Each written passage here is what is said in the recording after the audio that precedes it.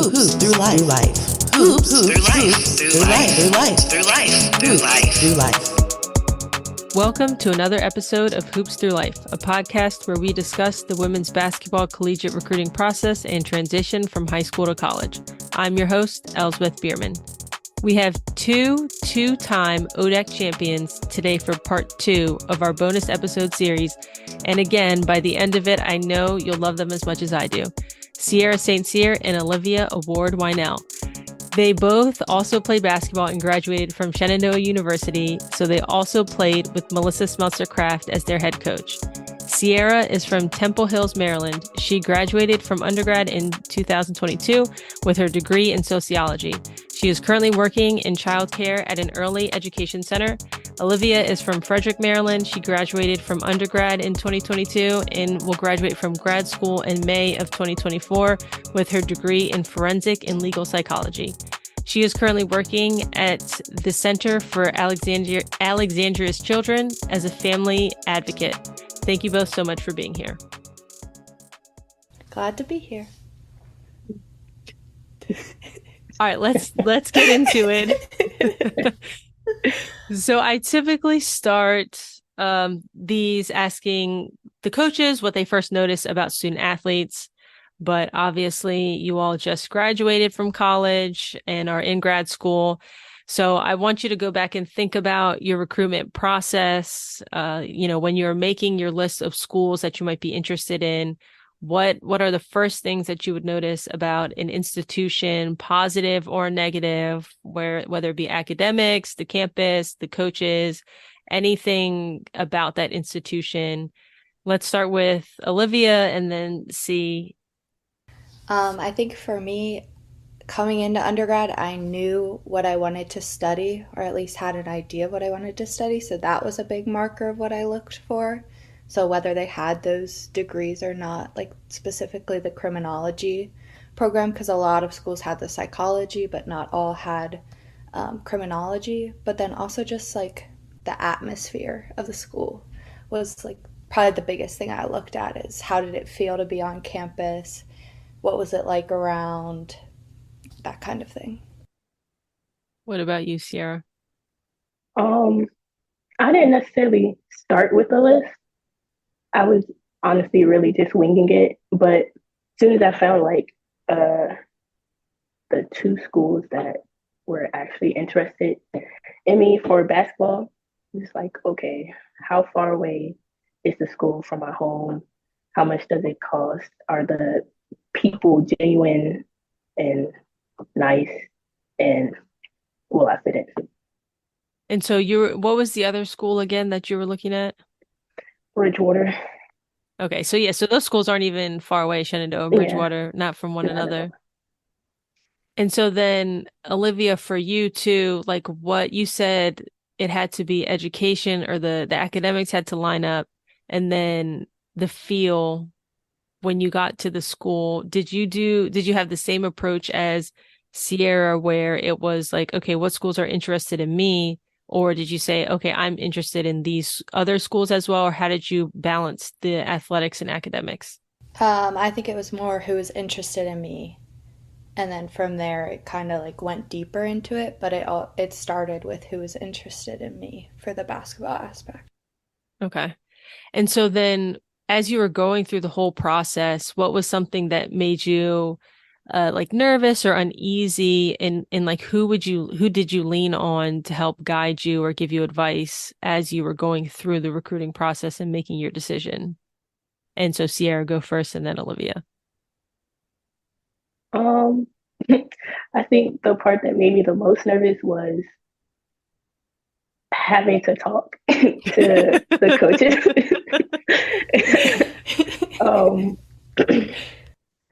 Yeah, that was very nerve-wracking, and I don't know. I went with my mom, my grandma, and my grandfather, so I was really leaning on them for support during those conversations and those meetings and stuff. So recognizing that you might have to speak to people, how did you work through that nervousness or concern? I don't know if I did. mean, I don't know. I answered with simple yes, no, probably, maybe answers. And I think that's probably how I got through it, most of those. Yeah. And I know if memory serves, your I think your commitment announcement goes into that too, because wasn't it you were sitting on the couch in the office and then your mom was like, "Oh my gosh, you haven't told them yet because we Yeah. didn't know that you had decided already that you were going to come to Shenandoah." Yeah. And then that was how we found out, which was amazing and all of that. But so like like looking back on that, if somebody is in your shoes, like they're nervous to talk to coaches or whatever, like what advice could you maybe give them, or what's something like after reflecting that you might be able to say to somebody who's like also very nervous? Um, just come prepared, more prepared than I was. Like I said, I was winging it, so I didn't really come with any questions or anything like that. So just do your research and be confident in like what you want out of your 4 years in college. Yeah, I think that's good advice because I think, especially for me, like if I'm nervous about something, preparing for it makes me feel like a little bit less nervous as well. So, yeah, I think that's good advice too. So, Olivia, same question. Who did you lean on? What made you uneasy about the process? Um, I think I don't have as much trouble talking. Um, but it was still like a nervousness and like a confidence factor of having to come in and be confident, but that's like where it was nerve-wracking because I don't know, you didn't know how to like prepare for it very well. And each visit was very different depending on the coach, the environment, like meeting the girls, the interactions you had with the girls was very different. Um, so just nervous overall. But I leaned on my parents, obviously, and my high school coach, Coach Easterday. She guided me through a lot of it because I didn't really know if I even wanted to play in college until late junior year, early senior year, and she kind of, helped me type up the messages to coaches, how to react to things, what to say, what not to say, what kind of questions to ask. So she helped me a lot figure that path out. And so I was just very hung up on the idea that you weren't even sure if you wanted to play. And that would be so sad if you decided not to. Like you had such a great experience. I introduced you as Olivia Award Weinel. That's not your middle name, but it could be your middle name. Everybody just Google her name right now, and I'm sure the 10,000 awards will pop up. So you're just shaking your head.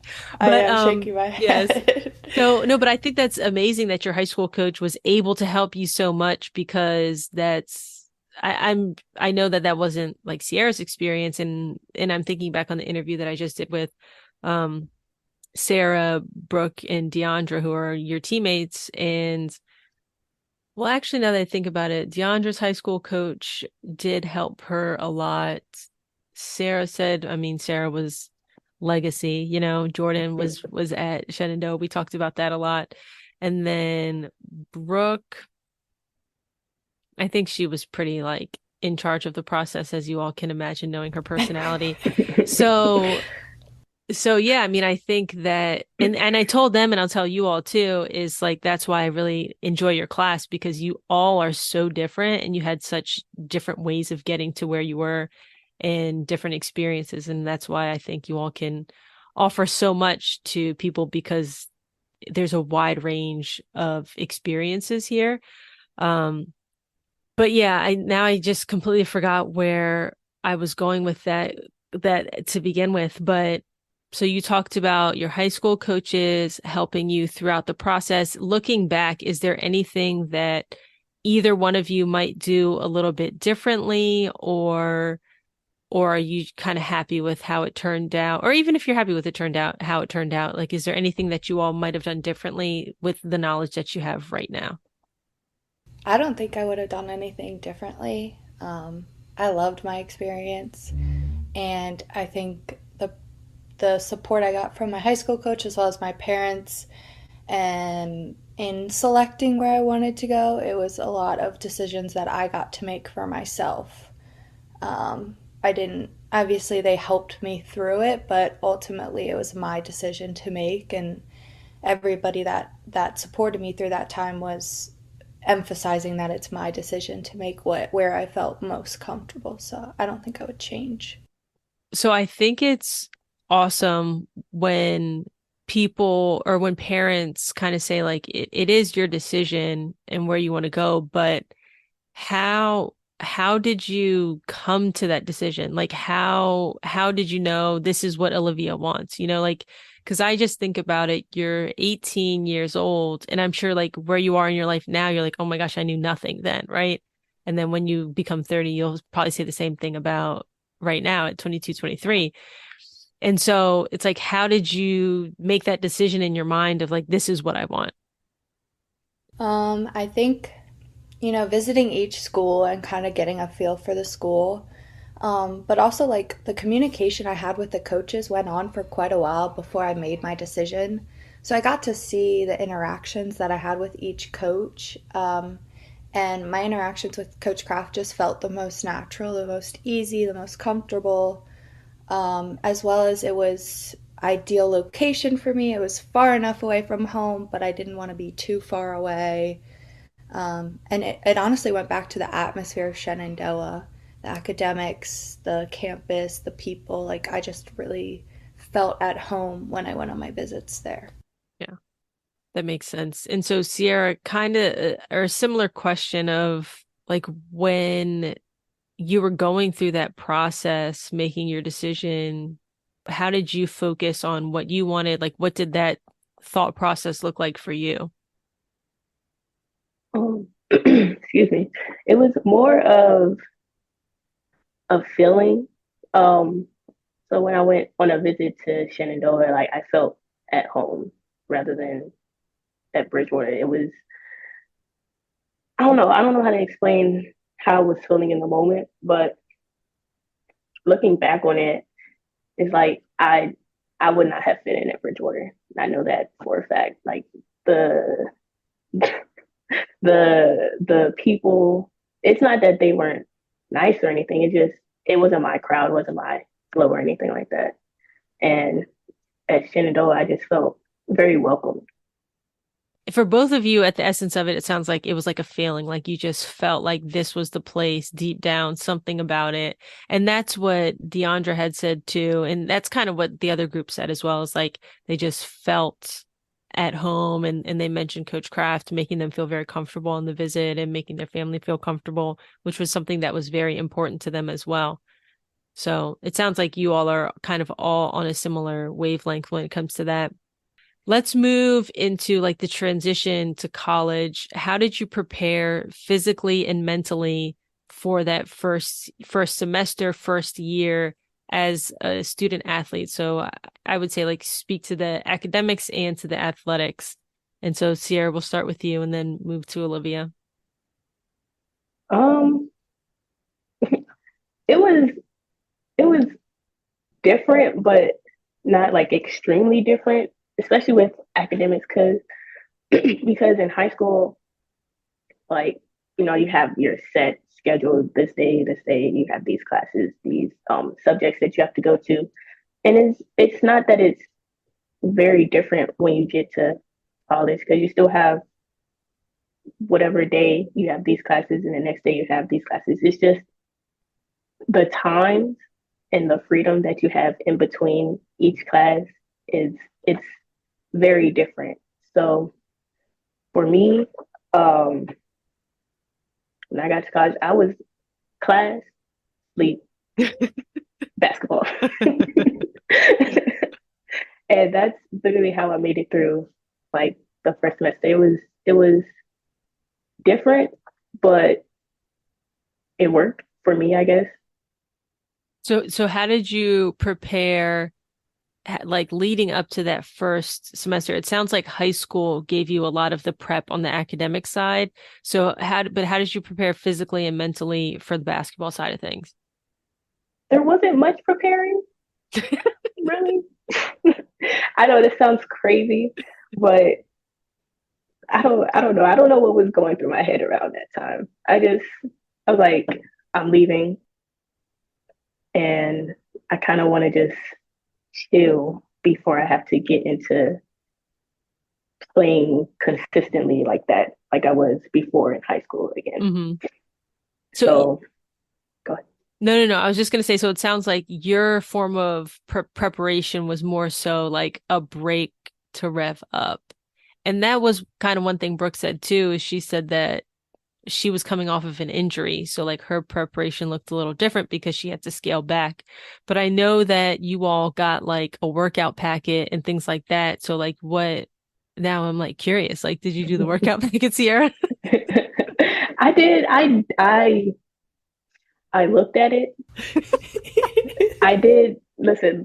I didn't do it how consistently we were supposed to do it, but I did do some of the exercises and stuff. Yeah. All right. I hope Coach Kraft is not listening to this episode because I'm not sure if she knew that. Hey, it worked out. It worked out. It did work out for you for sure.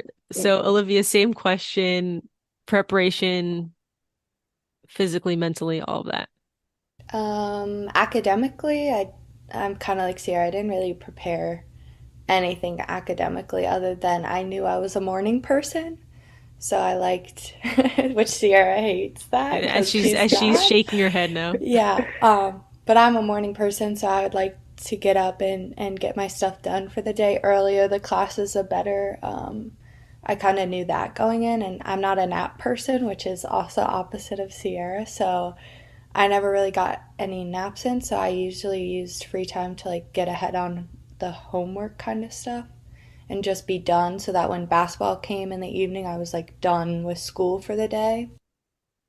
So is Um, that how you became a triple major? Yeah. you can thank Dr. Smith for me becoming a triple major because I had the two, and then I had taken a couple Spanish classes, and she was like, you should just make this a major. Like, just go ahead and do it. And I was like, all right, why not? Yeah. And then the third major came Appeared. about. So, yeah, I didn't really prepare academically, but Fair enough. Yeah. physically and like mentally for basketball purposes. I worked out with Mackenzie Mathis a lot because she had the experience of being on the team for a couple years. She was in the same county. We went to like different high schools, but she was still in the area. So like her guiding me through the workout packet, um, and then also just doing stuff on my own, like playing pickup when I could, playing against people, going to old like AAU practices, um, just focusing on what I needed to work on in my head was how I prepared. So then do you all like thinking about that first year, like do you think you prepared adequately? Is there anything that you would have changed? So let's Sierra's shaking her head, so we'll get to her, but let's go opposite now and we'll go Olivia first. I don't think what I needed to prepare for the first season I could have done. Mine was really Okay. fouling Oh, yeah, that's and right. like travels, like Yeah. which I could have worked on the traveling, but the foul purposes it's just so different in the ODAC from my high school experience of how physical we were allowed to play in high school to how you can't even touch somebody in the ODAC. Yeah. Um, Or like AAU, you can probably tackle somebody, but in college, that might be a technical foul. exactly. So Yeah. I don't know that there was much other than the footwork that I really could have prepared myself more for. I was probably in like I was the fittest freshman year probably. Mm. And then what about mentally? Mentally, I just needed to be tougher, but not like from other people being hard on me, from me being hard on myself. I needed to kind of straighten that out myself because I was really hard on myself, even starting in pickup if I missed or whatever. So Sierra knows because she yelled at me multiple times freshman year. So then, so then how did you work through that? Like, what did that look like? Because I would hope that you're not still just as hard as on yourself as you were back then. I'm not. I'm still hard on myself to some extent, but I'm definitely better than I was freshman year. I think I just had to focus on having fun and playing versus what I was scoring, what I was doing. Um, I really had to focus on just letting the game come to me versus me forcing the game on myself, if that made sense. Yeah, I think that makes sense. So I hope that makes sense to other people. But what about you, Sierra? Is there anything you would do differently? Do you think you prepared adequately for that first year? Um, yeah, no, I didn't prepare adequately at all for that first year. Um, just with the athletic side of that, could have worked out way more than I did. But I think I don't know, going into the first year and like the first practice and everything, or not the first practice, but you know what I'm trying to say, the first Hmm. season of practices, the many practices. Uh, I don't think I could have really prepared for what we were going to experience. Um, I didn't. It wasn't hard for me, I would say, but I'm like a very kind of go with the flow type of person. So throw me in there, I'll figure it out. Um, and like Olivia, I was hard on myself, but not to the point where I didn't see basketball as being something fun. Like I've always thought it's something fun, something that I love to go and do. And I was never like in a headspace where I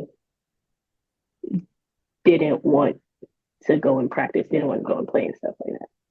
So I think like that first season was just threw myself out in there and figured it out. Yeah, it kind of sounds like you were like, all right, here's the I don't know, like here's a surfboard. I'm just gonna jump into the wave and kind of see what happens and just kind of figure it out as you go.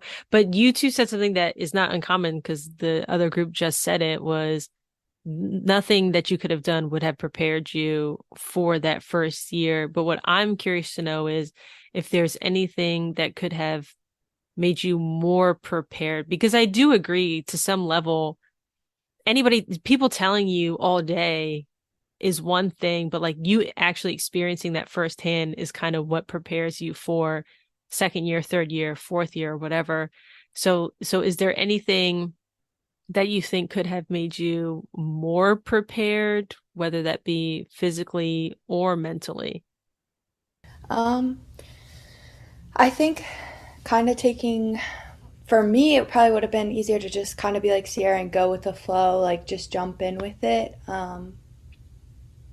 But honestly, I don't really think there's much that you can say that prepares you for it because even if I told you to prepare for one thing, there'd be another five things thrown at you. Just like the sheer amount of like how tired your body is. Like you don't understand that until you are doing 4 hours of practice in one day and lifting, and it just doesn't prepare you. Like your body doesn't have that feeling, so you kind of have to get used to that adaptation and how to push through the soreness. I agree with Olivia. Okay, I think that's a good point too, because Yeah. your body is just something different. And so all I would say to that is sleep, water, and stretch. I mean, those are the three biggest things that anybody can do. And you might think that it's like it is that it's not that simple, but it is kind of that simple. Like you need to prioritize your body because it's a long season and people get injured all the time, and Mhm. it's not what you want. I mean, yeah, you two were barely walking by the last game of your senior year, and it was just like I don't even think, even if we won that like NCAA game, I don't know what that would have looked like the next day because Yeah. you were barely, I don't know, I felt like we were like taping you all together. So So yeah, so there's that, but another thing that came up which I thought was interesting and I didn't necessarily expect them to say is Sarah said that one mental block that she had her first semester was like she was lonely. So she said her roommate wasn't really there. They were playing field hockey. So that was her first time ever being like alone and she had a hard time making friends. So not exactly that same thing, but were there ever any mental blocks like that you all had to work through that first semester, first year, whether it be related to basketball or not? I think the only mental block for me that first semester was how much I was spraining my ankles. I was spraining my ankles back to back to back in practices and games. Um, and pushing through that mentally, I had to cut back a lot on what I was doing and not being able to perform how I know I should have was difficult for me. Be because I typically like to do things to the best of my abilities and not being able to move how I know I should was hard.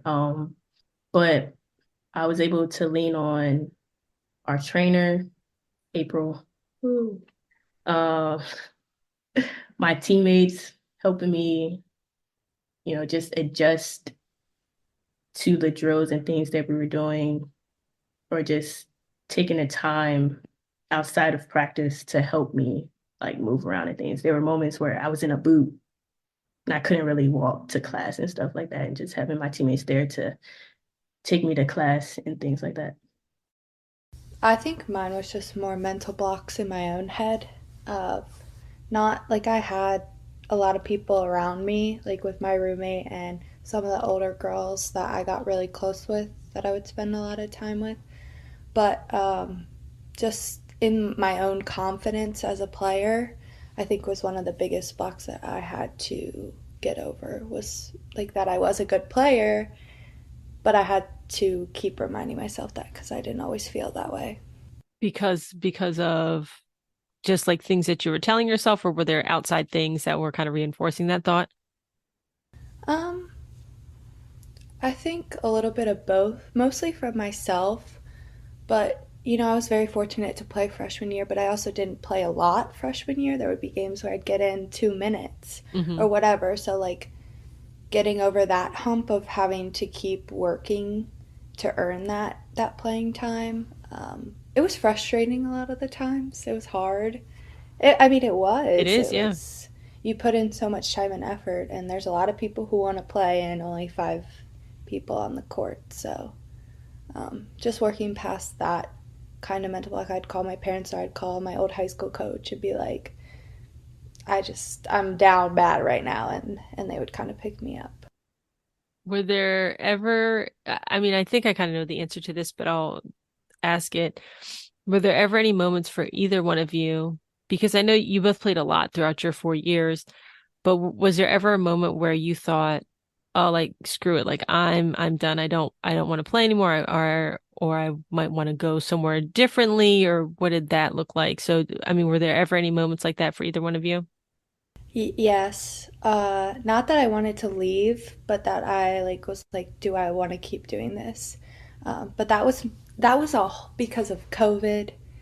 Because of like it was COVID year when we had the shortened season. Hmm. Um, I was going through a whole different things like personally, like with my mental health, like just whether like basketball related, I guess. But I mean, we had a lot of conversations, you and I, Coach L, about just, taking the time to like even meditate before practices. Like I would take 15 minutes and sit in silence. And I had to do a lot of that year because after the shortened year, I was playing a very different position that year because of our team dynamic. And I had just really thought about like, do I want to come back next year? Like, do I really want to put myself through this again?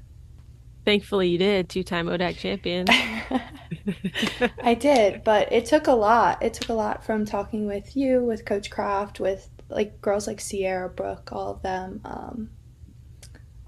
It took a lot. It took a big toll on me, but having the team and those people, they're my people. They're still my people. Was what pushed me through to Yeah. play.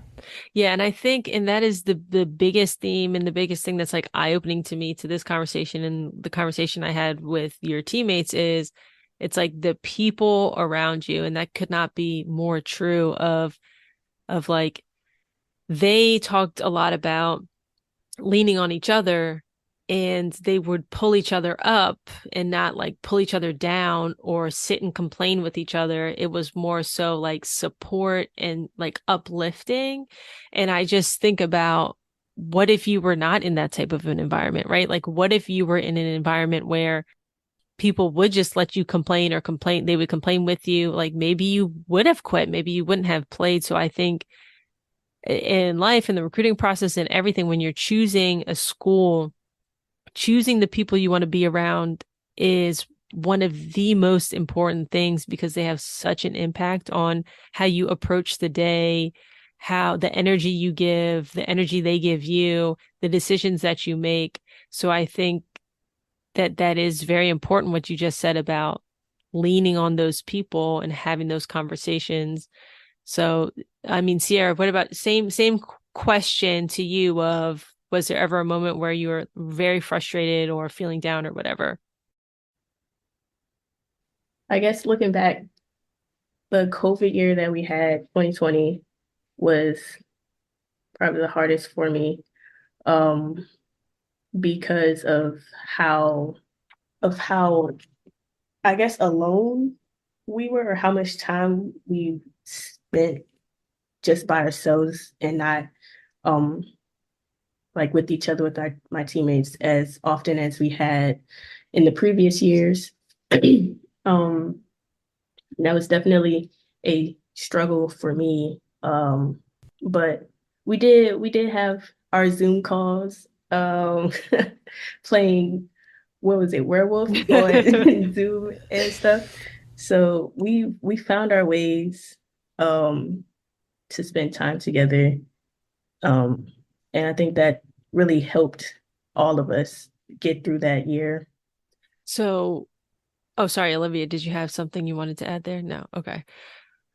So we talked about in college a little bit. I mean, thinking about when you were in college, like the perspective that you have now, is there anything looking back that you wish you had done more of or that you would change or anything like that?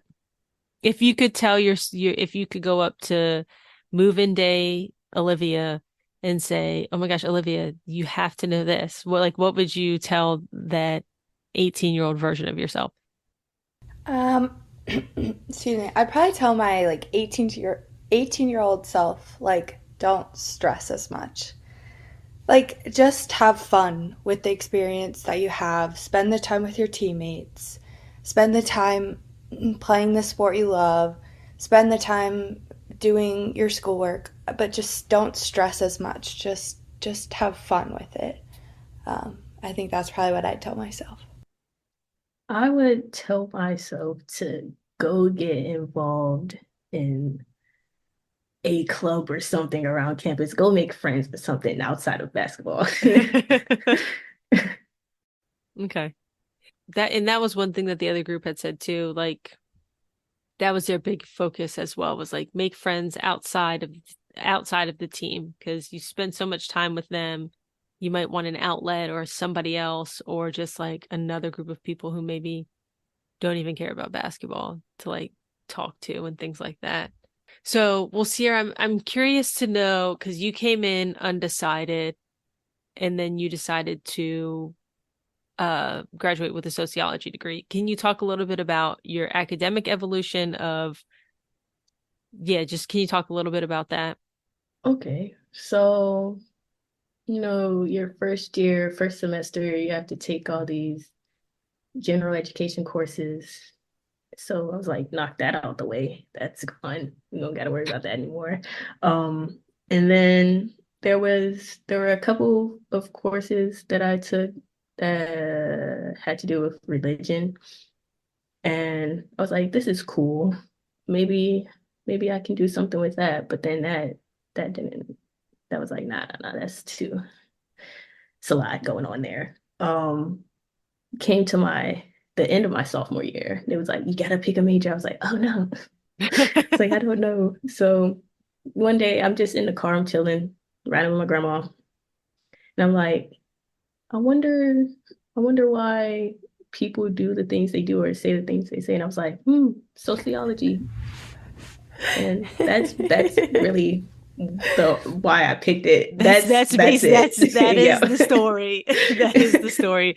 So, but I mean, I guess the point I'm trying to get to is that a lot of people do come in undecided, and a lot of people change their majors and or add a major to Olivia's degrees. But like, so it's just there are a lot of different paths to get to where you want to go. And so I kind of wanted to get into the thought process of like, how were you feeling during that time when you were like undecided? Were you like, oh, were you building your schedule based on the idea of like, oh, let me see if I'm interested in this, this, and this, or whatever? Like, how did that work for Yeah. you? So I was working with my advisor. I forgot what they were called for a second. I was Yeah. working with my advisor on trying to figure out like what exactly my interests were. Um, and so we were putting different classes on there, like uh, uh like some sociology classes, religion classes, um, gender and women's studies classes, criminal justice classes, and it's nothing really stuck out to me except for the sociology classes. Um, but in between, like taking those classes and stuff, you and Coach Craft helped me, work through that with career services and things like that. So I was never not trying to figure out what I wanted to study. It was always a person or a resource that I could go and reach out to help me with that. hmm So, I mean, Olivia, I know that you had your intentions going in, and if memory serves, you had a lot of credits already. So, I mean, can you talk a little bit about your academic evolution too, of maybe not trying to figure it out, but there were things you needed to figure out. So, like, what did that look like for you? Yeah, I mean, I always knew the area that I wanted to study in. But finding what in that field I wanted to actually do changed drastically. Like coming in, I was like, I'm gonna be an FBI agent. I'm gonna do profiling, like, kind of like Criminal Minds. Like that's what I'd watched. That's what interested me in the field to begin with. That's what I thought I wanted to do coming in. And like starting those classes really give you like a reality check of like, nah, this is not TV. It's not. And so many people have that expectation because the shows interest them and that's what gets them looking into that major. But then you realize, no, this is not. There's so much more in the field um, that you could do. And so it took me, I didn't really know an area until senior year of what actual job I could see myself doing in the future. And like, it's even changed now since being in grad school. Like I always wanted to do advocacy, but now it's more evolving into like I want to be a forensic interviewer. So that's even shifted in the last year and a half just from experience and like internships and like putting myself out in the field and trying different things. I think that's a good point too of like being open to different possibilities or ideas because a lot of times a job that you may really like you've never even heard of. So it's just about like figuring out what's out there. So Yeah, exactly. yeah, so let's talk about the transition like out of college this question I have, it might be, I don't know, hopefully it's not a confusing question, but as I was writing it, I was not sure. What's something, maybe like an experience or an event or just, I don't know, something during college that at the time it felt somewhat like insignificant or just very minimal, but when you look back, it really like had a lasting impact or like moved you forward? So let's start with Olivia. If you need a second, take a second, but we'll go Olivia, then Sierra. No, this is the one that I struggled with the most of like your questions because I was like just writing down some ideas and I was like I don't know if there was one Yeah. one thing, one experience, but like what I will say is like all the little moments that I had on the bus with the girls, in the hotels when we would travel, like those little things, like I miss so much of just seeing my best friends every day. Like me and Sierra just getting to catch up, like before, while we're in the training room. Me, Brooke, and Deandra, like we warmed up together, and like those were some of my favorite memories of just getting to catch up with them about our days. So I don't think I realized how much I would miss being around my people. Like, yeah, we all talk very frequently still. We're all in a group chat together. Like, we talk frequently, but it's not the same as seeing each other every day. Yeah. That's the Yeah, no, best I think that's an I could excellent really think answer. No, I think of. that's an excellent answer because all those little moments add up and it's like the glue, right, that holds everything together. So, Sierra, is there anything that you can think about? Well, this isn't as I don't know what word I'm looking for, but it isn't as put together as Olivia's. That's okay. But I'm nobody's as put together as Olivia. but I think having access to a gym and a weight room and trainers and coaches, people with experience, life experience and things like that was very was very impactful.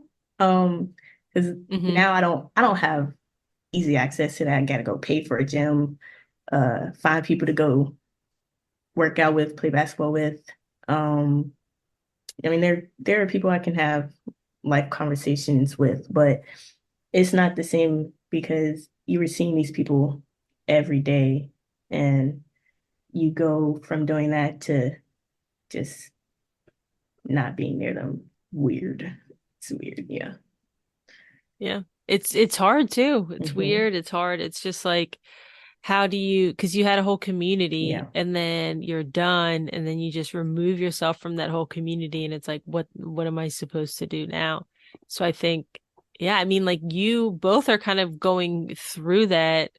Like can you speak to, even though you're in the middle of it, like what are things that you think have helped you or what are things that you think might help you? Um, I think during the summer I was coaching little sixth graders. My one of my old teammates from high school had asked me to kind of help coach her, and that helped a lot actually. I just miss being around the game because yeah, you could watch games, you could watch whatever, but like being in the heart of it all, in the practices, in the game scenarios, like that helped me a lot to just be around the game again. Um, Once I moved down to Virginia, like finding the league and getting to play again, that also really helped me because I felt like I was back somewhat in a sense of it Hmm. again. But that atmosphere of like the team lifts is never the same. Like I go to the gym and I'm like, where's Big Booty Mix? Like, where are my girls? Like, why are we not like Deandra being like, I'm having to lift the bar down for Deandra because we would lift the Hmm. same, but we're very different heights. So, like, you don't get that again. So, the little things like coaching and playing in like leagues helped give you a little bit of that feeling back, but you don't get that true team. I don't know. That's something I can can't get over is how much I miss that Hmm. feeling. What about you? See, anything come to mind? Similar to Olivia, I was helping this girl from my church train for basketball.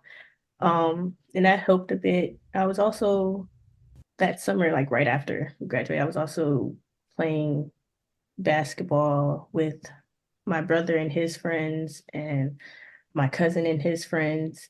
And even though that's died down a bit, we're almost like a year and a half later. Hmm. Um, I still go and play sometimes, but like Olivia said, it's not the same at all. Yeah. Yeah, I was actually I talked on the phone to one of my old teammates from college on Wednesday, this past Wednesday, today's Sunday.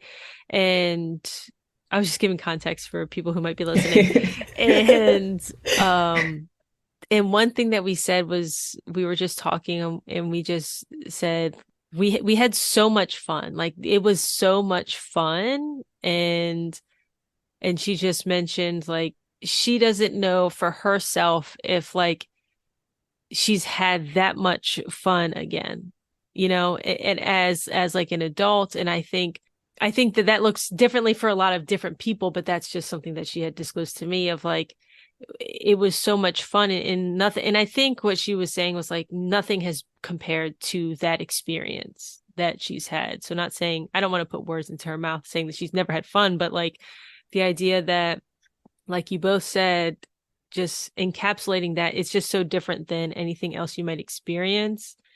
And that was the other thing the other group said was just like really not taking advantage, but appreciating the time. That's what they would have done more is like appreciating those moments a little bit more.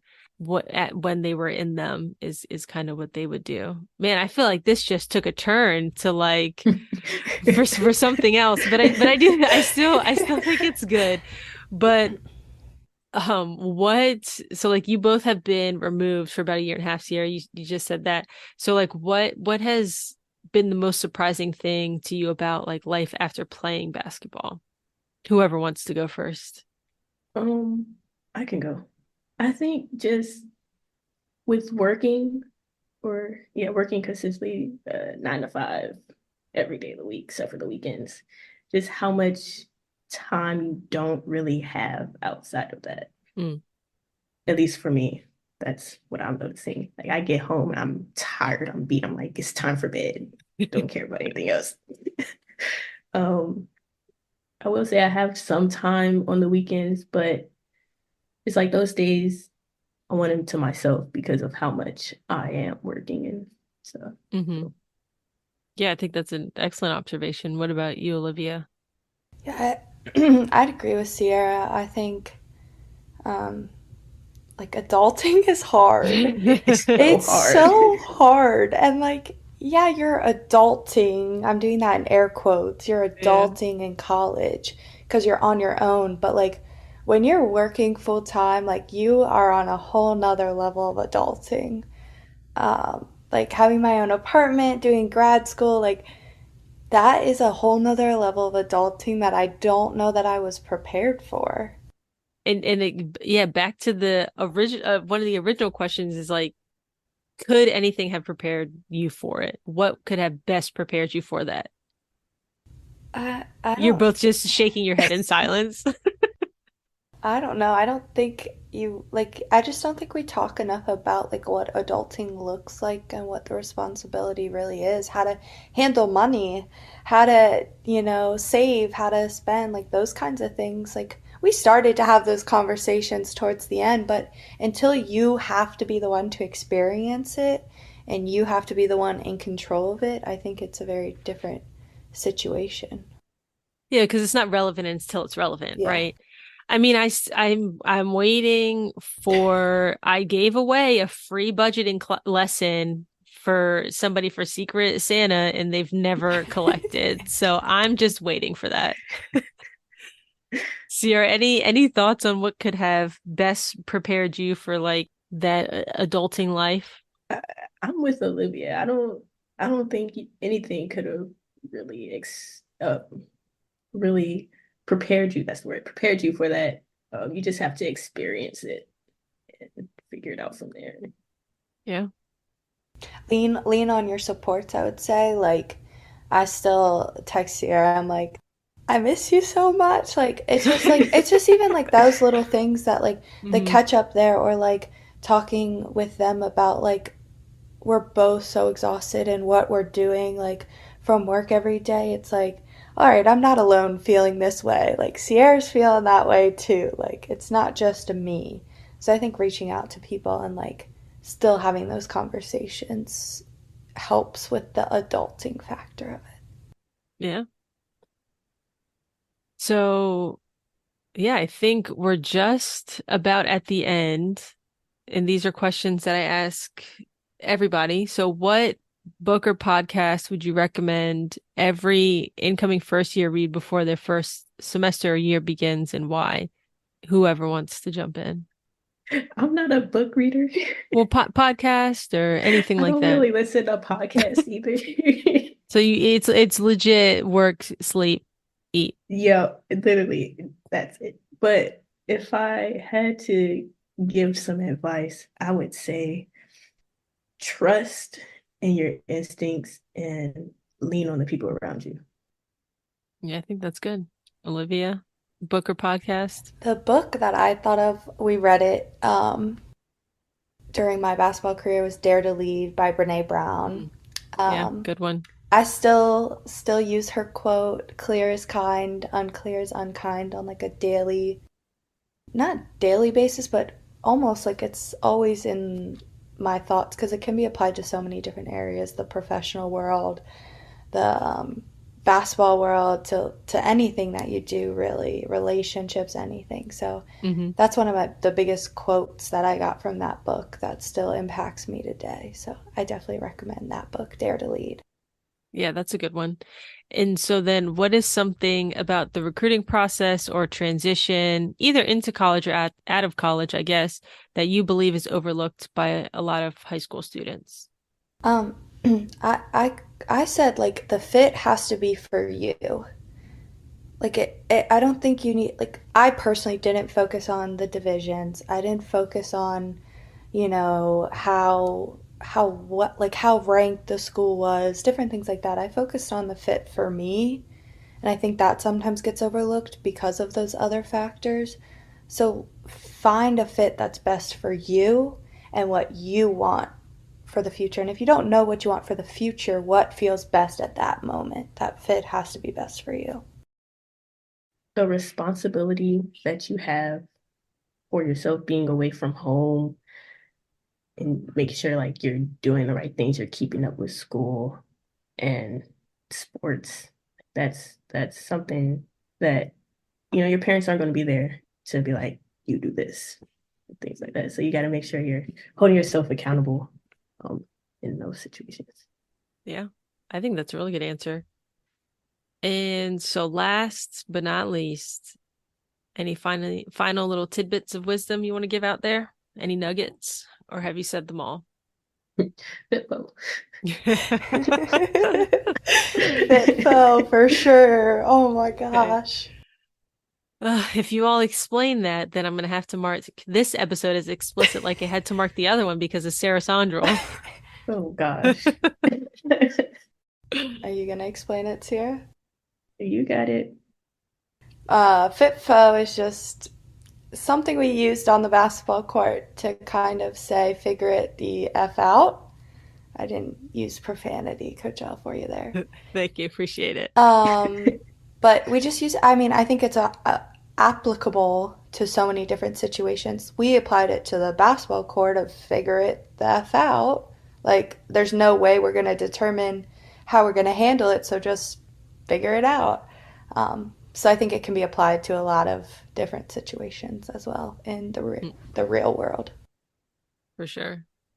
All right, so is there anything you all want to plug at your jobs? Are they hiring? Are you looking for a new job? Do you want to let people know where they can follow you if they want to learn more about you? Anything like that? My job is hiring Flagstone School in Alexandria. I'm pretty sure we're hiring for all classrooms. So infant, toddlers, juniors, seniors, pre-K. So from infant to age of 5. So if you want to work with Sierra, then go ahead, submit your application. What about you, Olivia? I don't think we're hiring at my work. Is there anything you want people to know about your company or like, because they do some cool stuff, right? Family advocacy, things like that. Yeah, so we're a child advocacy center, so we work with different allegations of abuse specifically and prevention of abuse. So if you want to learn more about the signs and symptoms of child abuse and how you can stand up for children to take the risk off of them, go to the Center for Alexandria Children's.org. There you go. That sounded like a recording. It really does. It really did. And this show is sponsored by. So, yes. Okay. Well, I appreciate both of you all for being on so much. And I'm sure that everybody got a lot out of it. Well, thank you for having us. Thanks for having us. Thank you so much for listening. If you're looking for more specific recruiting advice based on your situation, head over to hoopsthroughlife.com today to schedule your free 30-minute strategy session with me. We will discuss where you currently are in the recruiting process, where you want to go, and create a plan to get you there. Again, that's hoopsthroughlife.com, hoopsthroughlife.com. And if you have any questions for me or questions you want me to ask future guests, you can email me at l@hoopsthroughlife.com. That's el@hoopsthroughlife.com. I look forward to hearing from you soon.